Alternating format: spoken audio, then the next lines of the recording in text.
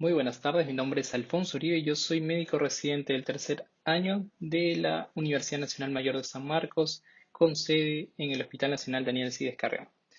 Bueno, el día de hoy, como parte del curso de telesalud, voy a hablar, esto es una clase grabada, voy a hablar acerca de los factores de riesgo e identificación de la enfermedad cerebrovascular.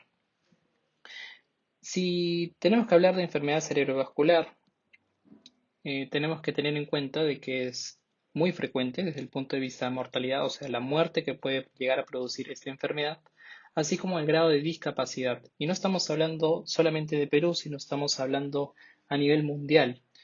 Entonces, es ahí la importancia de poder reconocer que está ocurriendo este evento, así como también poder tener alguna actitud frente a los factores de riesgo que pueden ser modificables.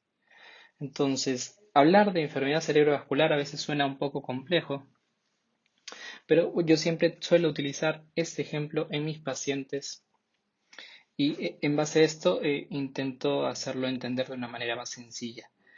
Imagínense de que ustedes riegan todos los días su jardín y de pronto una piedra se obstruye en su manguera y ustedes van a dejar de regar su jardín. Entonces, pronto en cuestión de días, este jardín se va a secar y se va a morir. Es algo muy similar con lo que pasa con nuestro cerebro.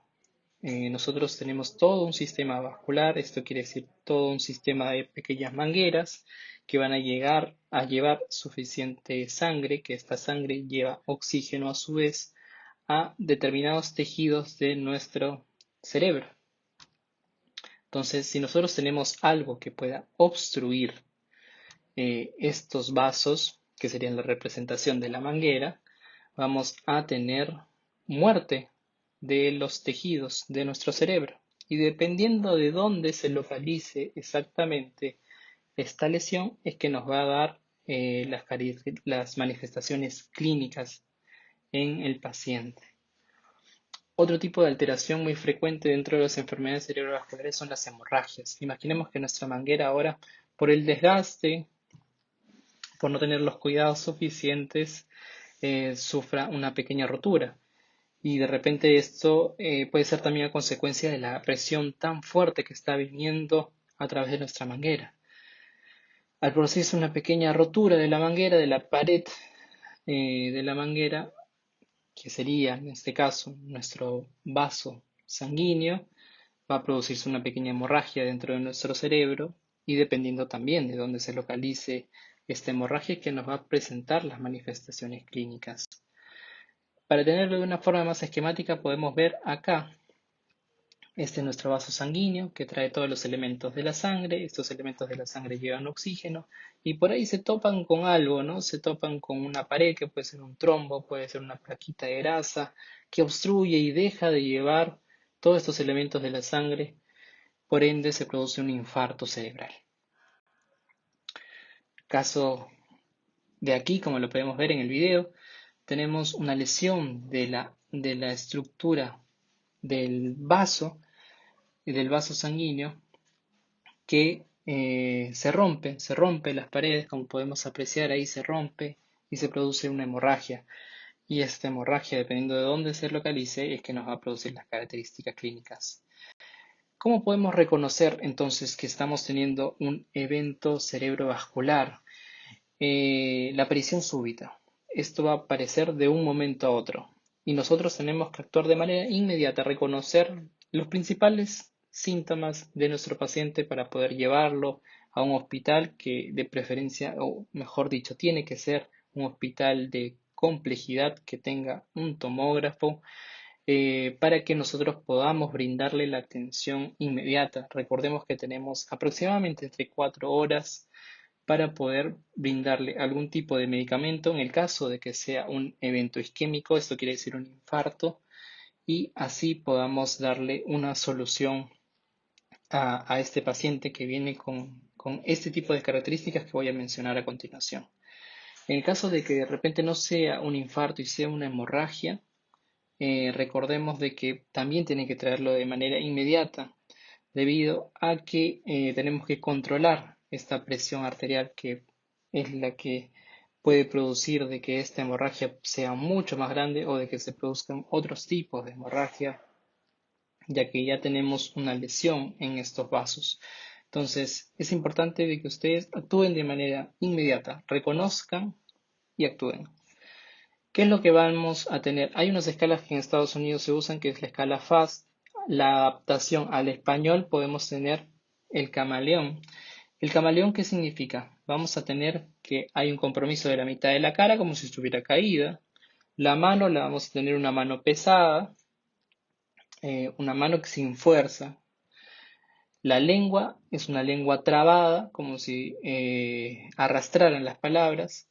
Y el ON significa actuar de inmediato, actuar rápido, llamen a la central de emergencia. Recordemos que los bomberos, recordemos el número de los bomberos que es el 116. Entonces, identificamos al paciente que está teniendo este tipo de sintomatologías y actuamos de inmediato. Ahora vamos a hablar acerca de los factores de riesgo. Como bien habíamos dicho al inicio de la presentación, estos factores de riesgo pueden ser modificables en su gran mayoría.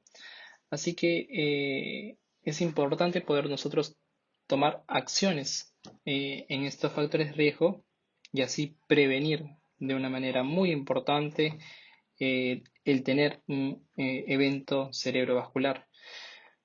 Vamos a hablar acerca de los eventos isquémicos transitorios. Como su mismo nombre lo dice, es transitorio.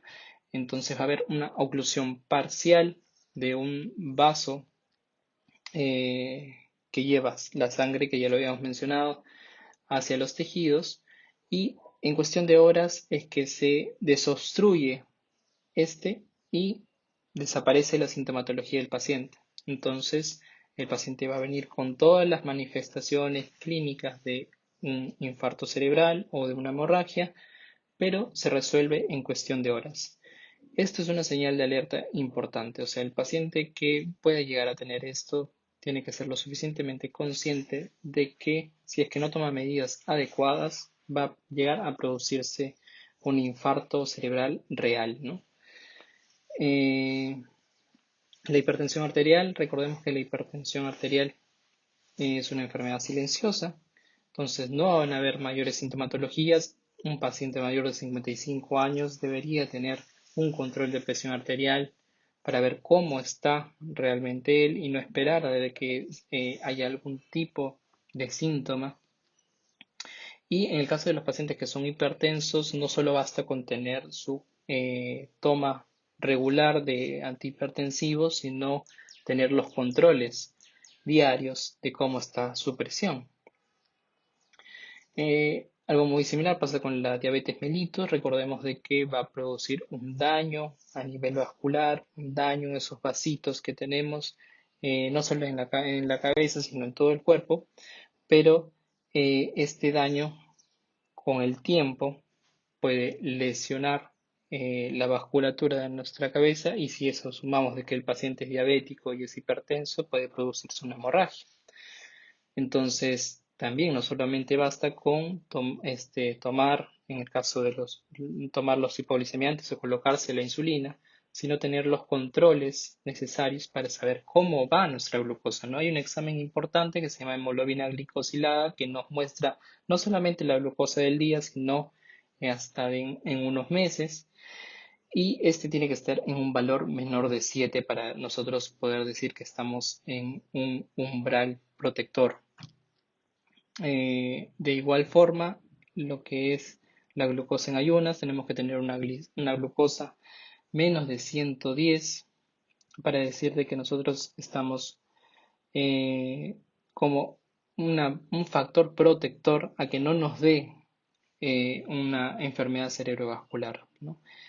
Los infartos al corazón, tal cual como se ha infartado el corazón, puede tranquilamente infartarse el cerebro. Si es que ya se infartó acá, puede infartarse el cerebro. Es un factor de riesgo importante. Y también recordemos de que ya hay un daño estructural que se produce en el corazón al tener un infarto cerebral. Otras enfermedades del corazón es importante hablar de los problemas del ritmo, como es el caso de la fibrilación auricular. en donde no tenemos un adecuado ritmo de latir de nuestro corazón, entonces se van a formar coágulos que después van a ser trombos y estos trombos pueden viajar al cerebro como cualquier otra parte del cuerpo. Entonces es importante tener controles con nuestro cardiólogo y en el caso de que ya tengamos una fibrilación auricular, tener el tratamiento anticoagulante, ¿cómo se llama? Indicado por nuestro cardiólogo. Dentro de otras enfermedades, también aparte de la fibrilación auricular, podemos tener valvulopatías, que ya son parte de la estructura del corazón, que también nos pueden llegar a producir enfermedades cerebrovasculares. El tabaco y el alcohol son dos sustancias tóxicas que van a elevar la presión arterial y ya habíamos hablado de todos los daños que puede producir la presión arterial elevada, ¿no? A veces es un poco difícil quitar esta dependencia que hay tanto al tabaco como al alcohol, pero podemos acompañarnos de otras especialidades médicas como son psiquiatría para poder tratar y ayudarnos en esta área, ¿no? Lo que es la enfermedad renal también es un factor de riesgo importante a producir enfermedad cerebrovascular. Entonces hay que tener los controles adecuados con el médico internista, con el médico de cabecera, de cómo está nuestra función renal en exámenes de laboratorio básicos como pueden ser la urea, la creatinina. La dislipidemia, tan igual como podemos tener nuestra grasa corporal, también hay grasa en las arterias y se pueden formar placas de ateromas que puedan obstruir nuestras arterias y esto a su vez no permitir el paso de sangre como lo habíamos conversado en un inicio, ¿no? Entonces, igual nuestro médico internista o nuestro médico de cabecera nos puede pedir un examen que es un perfil lipídico para ver cómo está este valor de grasas dentro de las arterias. Y en el caso de que haya alguna alteración, él ya considerará iniciar un tratamiento preventivo, ¿no? Como son el uso de estatinas. La apnea del sueño también indudablemente está relacionado con enfermedad cerebrovascular y por lo general produce pequeños microinfartos, una forma de diagnosticar o de mejor dicho, de nosotros poder darnos cuenta de que podríamos tener esta alteración es la somnolencia que se presenta durante el día debido a que el paciente con apnea del sueño no tiene un adecuado, valga la redundancia, sueño, no hay un sueño profundo, no hay un sueño completo porque es interrumpido por estos periodos de apnea, que apnea significa cese o sin poder respirar por un determinado número de tiempo, ¿no? Entonces, es importante que se puedan hacer estudios como son la polisonografía en este tipo de pacientes y por lo general son pacientes obesos, ¿no? Hablando de obesidad y sedentarismo, son factores de riesgo muy importantes que predisponen que uno pueda tener una enfermedad cerebrovascular y para combatir esto tenemos medidas protectoras como es la dieta y como es el ejercicio. Una dieta rica en frutas, verduras, lo que llamamos una dieta mediterránea, que también va a estar acompañada de carnes, que son carnes blancas, idealmente pescado, es algo que nos va a ayudar muchísimo como factor protector, así como también hacer actividad física. Se recomienda al menos unos 3 o 4 días a la semana en un periodo de 30 minutos a 40 minutos de ejercicio como factor protector para que no nos pueda dar un infarto cerebral o una hemorragia cerebral. La información que la saqué de la Academia Americana de Neurología en su revista Continuum. Este es del año 2020, que fue la última edición que la dedicaron específicamente a la enfermedad cerebrovascular. Y bueno, muchas gracias por su atención. Espero de que puedan tener estos cambios en su vida, tengamos una vida saludable, acompañada con una buena alimentación, con ejercicio y con visitas periódicas a su neurólogo y su cardiólogo. Muchas gracias por la atención.